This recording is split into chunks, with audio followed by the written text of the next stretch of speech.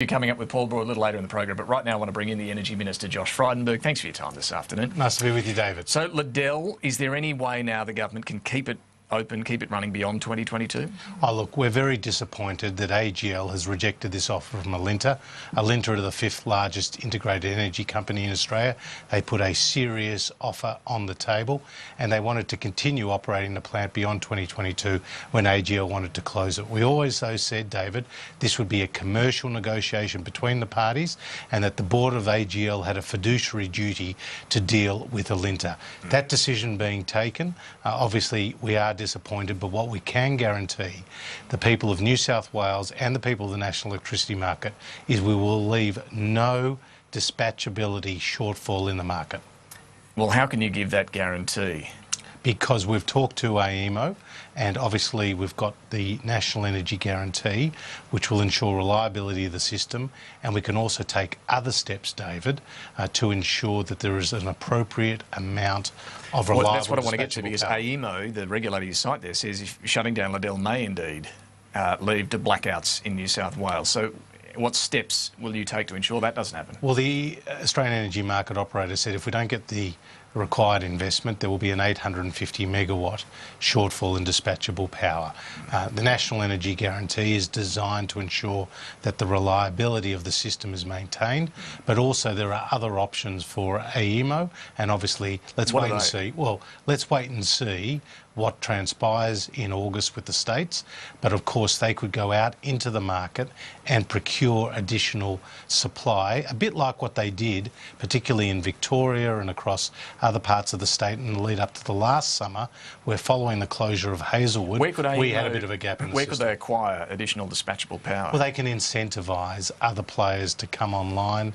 More gas. Well, in the case of the last summer, previous to that, we had 3 gas-fired power generators that had been mothballed, and through the work of the federal government and work of AEMO, we were able to bring those 3 gas-fired power plants on. Find 850 megawatts of gas, that's going to pump up the gas price for everyone else, isn't it? Well, obviously it depends on what else is built.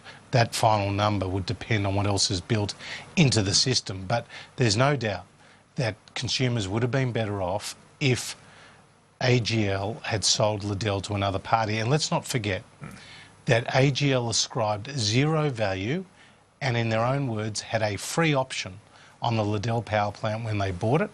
And now they're saying it is of great value that they don't want to sell it to another party who's prepared to put hundreds of millions of dollars on the table. So have you given up on Liddell staying open beyond 2022? Well, look, we always said it was going to be a commercial negotiation. And they've taken a commercial decision to shut it down? What I have, though, said is that we want AGL to financially commit to the rest of their replacement plan for Liddell. And they say they can only do that once they know whether the National Energy Guarantee is going to be a reality. Well, that's fair enough, isn't it? Well, not necessarily.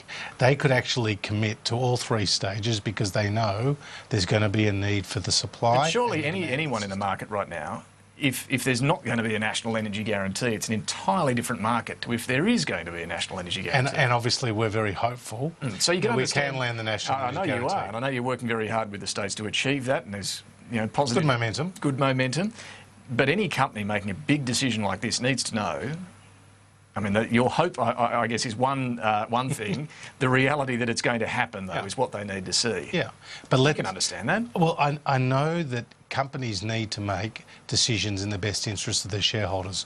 What we as a government are interested in are our shareholders. That's the people of Australia. That's the broader public. That's why the Prime Minister commissioned the report. They need to know that the National Energy Guarantee is happening before they commit these billions of dollars. I actually think they could make these... I mean, don't forget, AGL has just made a record profit. In the first half of the year, it's up 91%, an extra $300 million. They're raking in the cash. They're benefiting from these record high wholesale prices. But are you really saying they should spend all this money on wind and solar and pumped hydro and batteries and all this, and if there's no National Energy Guarantee, what's that worth? Well, don't pretend if you're AGL, don't pretend that you've got a replacement plan if you haven't financially committed to it. That's my point. They had 100 megawatts of upgrade to Bayswater, a 250 megawatt gas coal-fired peaking plant, which probably will go for 30 days a year, and we're taking out of the system what AEMO says is an 1,800 megawatt power station Liddell. Now, Tony Abbott, as you know, reckons the government should buy it. I don't. Why not? Well, because it's not consistent, and I've said this before, with Liberal values for the federal government to compulsorily acquire assets of this kind. But, you know, Tony's absolutely entitled to his view. Well, you're throwing billions at Snowy Hydro, pumped hydro. But the case with Snowy is different because Snowy has been in the hands of the government since its inception. Not this whole new Snowy Hydro 2.0. Well, but it's an upgrade, an extension of the existing asset, of an asset that the government already owns. All right, what about Craig Kelly? We were just hearing from him. He reckons... Well, Craig doesn't support... No, he doesn't support that, but he reckons you should insert a new provision in the competition law that says an essential service like this must be maintained. What do you say to that? Well, I am worried about the level of competition in the energy market. We've seen heightened concentration of ownership. Back in 2009, David, the big three, the Origins, the Energy Australias and AGLs, had 15% of the generation capacity. Now it's 50%, right? So it's massively increased. If you look at the retail market, the big three have around 70% of the market share. AGL is about, what, 30% in New South Wales? No, 30% more than 40% in New South Wales. Is that too much? And more than 40% in South Australia. Is that too much? Well, it's a heavily concentrated ownership structure. Is it too concentrated? But I'm going to wait for the advice from Rod Sims. You have a view on this. Is it too concentrated? There are too few players in the market. I am. All I'll say is this. I'm worried about the level of concentration in the market and what that means for consumers.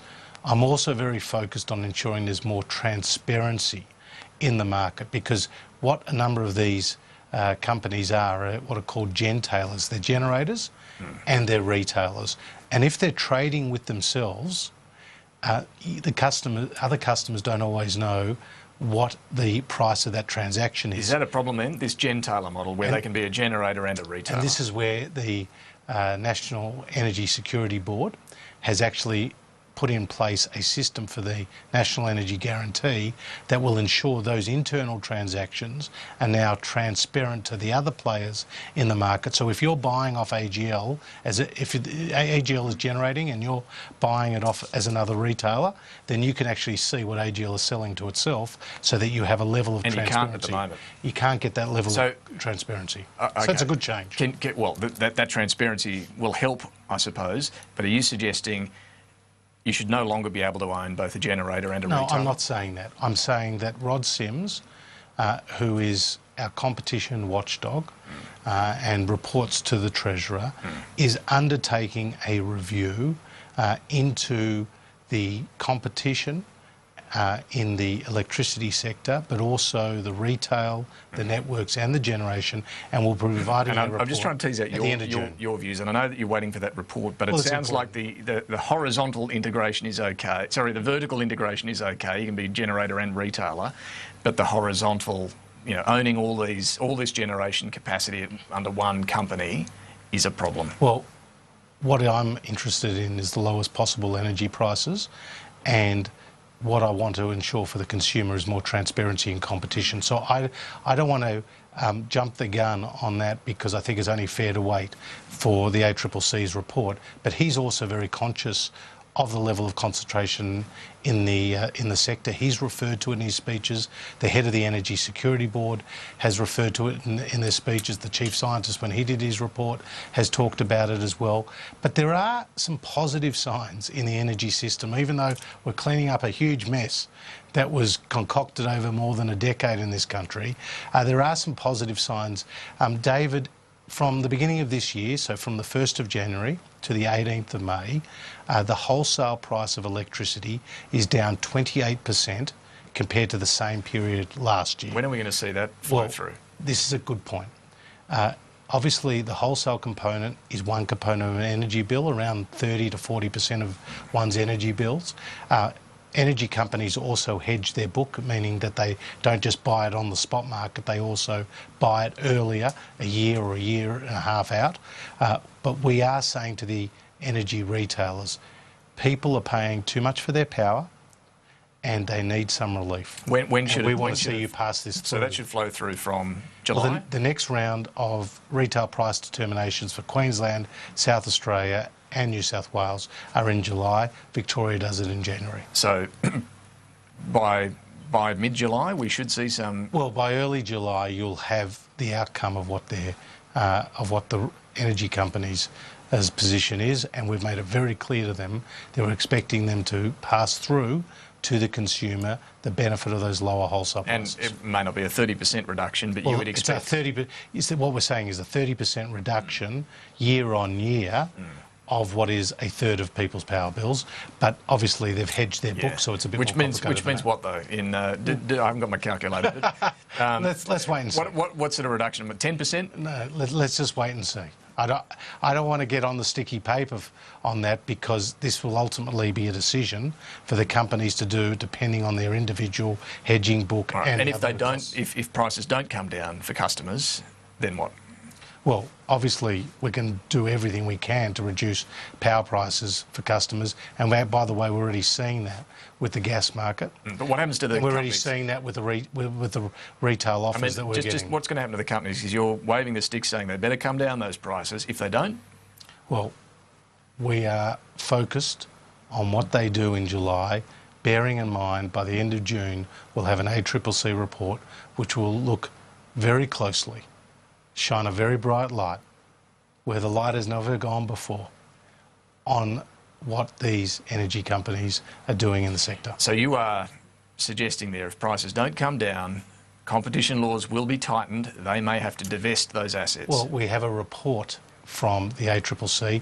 I'm not saying that. What I'm saying is let's wait and see what Rod Sims recommends, bearing in mind he is concerned about the level of concentration in the sector, and he is concerned about how prices have been too high. And if those competition laws are changed, AGL may have to sell Liddell. No, you're saying that, I'm not saying I'm just saying, is it a possibility? You're saying that, I'm not saying that. I'm saying that we wanted Liddell to be sold to Alinta by AGL. But if... And they've decided not to do that. If the laws change, you're not allowed to own all this generation capacity at once. No. They may have to sell something. You're getting ahead of the game there. All right. Unnecessarily? Unnecessarily, yes. All right. But just finally, I mean, Craig Kelly is a bit more specific than that. He's saying have a provision in the competition law that says it's an essential service, you can't sell it. Yeah. Is that too simplistic? No, I mean, what Craig is saying, it's an essential service and there shouldn't be price gouging and people shouldn't be paying too much. Is that reasonable? Well, I tell you what is reasonable. No, is that reasonable? Well, it's absolutely reasonable to say people shouldn't be paying too much. I agree with that. What I do think is that we've seen practices in the energy sector for too long that haven't been in the consumer's interest, like the retail companies having very generous profits, like a lack of transparency between the vertical integrators, like the overbuild on the networks. To Craig Kelly's point, why not just have a provision there that says you can't sell an essential service? Well, let's wait for Rod's report. Would that mean they could never sell anything? But let's wait for Rod's report and see what he says. You'll just have to hold your breath 3 weeks. All right. Josh Frydenberg,